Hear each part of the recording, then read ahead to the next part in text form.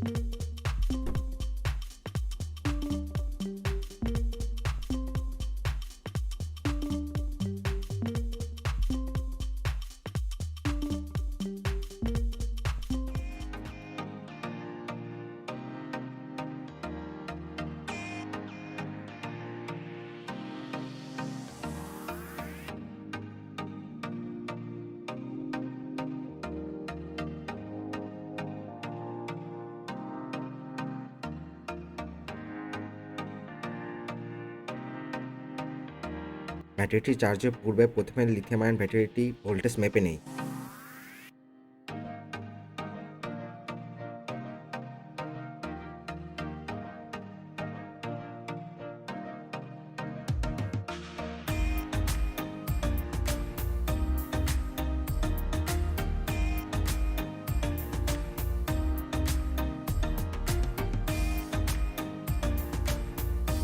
মাল্টিমিটারের সাহায্যে এবারে ভোল্টেজ মেপে দেখি।